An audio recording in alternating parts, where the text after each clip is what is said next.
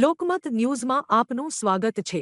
વડોદરા શહેરમાં આજે ભારતીય જનતા પાર્ટી દ્વારા કોંગ્રેસ વિરુદ્ધ ઉગ્ર વિરોધ પ્રદર્શન કરવામાં આવ્યું હતું। આ પ્રદર્શન 20 ફેબ્રુઆરી શુક્રવારે સાંજે 6:30 વાગ્યે સયાજીગંજ સ્થિત ડેરી ડેન સર્કલ ખાતે યોજાયું હતું। તાજેતરમાં દિલ્હીમાં યોજાયેલી એઆઈ સમિટ દરમિયાન યુથ કોંગ્રેસના કાર્યકરોએ કાર્યક્રમ સ્થળે ટી-શર્ટ ઉતારી વિરોધ નોંધાવ્યો હતો અને પીએમ ઇઝ કોમ્પ્રોમાઇઝ જેવા નારા લગાવ્યા હતા। કોંગ્રેસ દ્વારા આક્ષેપ કરવામાં આવ્યો હતો કે પ્રધાનમંત્રી નરેન્દ્રએ અમેરિકા સાથે કરેલી ડીલમાં ભારતના હિતો સાથે સમજૂતી કરી છે। ઘટના સ્થળે પહોંચી આવેલી દિલ્હી પોલીસે યુથ કોંગ્રેસના કાર્યકરોની અટકાયત કરી હતી। આ સમગ્ર ઘટનાના વિરોધ સ્વરૂપે વડોદરામાં ભાજપના કાર્યકરો એકત્રિત થયા હતા અને કોંગ્રેસ વિરુદ્ધ જોરદાર નારાબાજી કરી હતી। વિરોધ દરમિયાન પૂતળા દહન પણ કરવામાં આવ્યું હતું અને કોંગ્રેસના વર્તન સામે કડક શબ્દોમાં આક્રોશ વ્યક્ત કરવામાં આવ્યો હતો।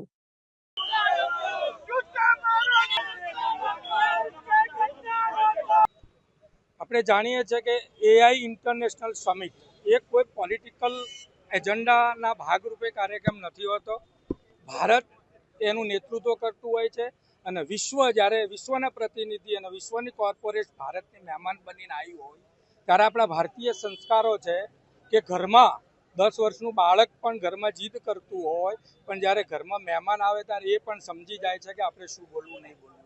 એ ટાઈપની હીન કક્ષાની રાહુલ ગાંધીની કોંગ્રેસ પાર્ટીના કેટલાક NSUIના સ્ટુડન્ટો દ્વારા જે રીતે એઆઈ ઇન્ટરનેશનલ સમિટની અંદર હીન કક્ષાનું વર્તન કર્યું છે એ સમગ્ર ભારત શર્મિંદુ છે। આપણે સૌ જાણીએ છીએ કે છેલ્લા 11-12 વર્ષથી પ્રત્યેક ભારતીય પોતાના ભારતીય હોવાનું ગૌરવાન્વિત અનુભવે છે। ત્યારે આ પરિસ્થિતિમાં કોંગ્રેસની હીન માનસિકતા આખી દુનિયા જોઈ રહી છે।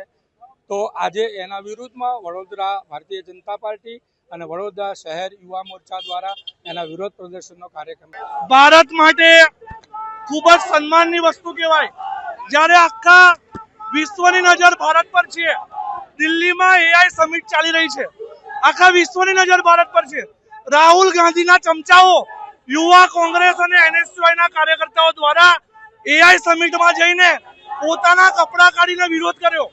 હું પૂછવા માંગુ છું એક યુવા કાર્યકર્તા તરીકે, તમે કઈ વસ્તુનો વિરોધ કર્યો? આ ભારતીય જનતા પાર્ટીનો કાર્યક્રમ નતો, ભારત સરકારનો કાર્યક્રમ હતો। જ્યારે ભારત સમગ્ર વિશ્વમાં ટેકનોલોજી ક્ષેત્રે આગળ વધતું હોય તો રાહુલ ગાંધીએ એમાં સહયોગ કરવો જોઈએ। એ વિપક્ષના નેતા છે, એ ભારત વિરોધી એમનું વલણ ના હોવું જોઈએ। યુવા મોરચા દ્વારા આજે રાહુલ ગાંધીના પુતળાનું દહન કરવામાં આવ્યું છે। આગામી દિવસોમાં જો આવું રાહુલ ગાંધીનું વલણ રહેશે તો ઉગ્રમાં ઉગ્ર આંદોલન કરવામાં આવશે।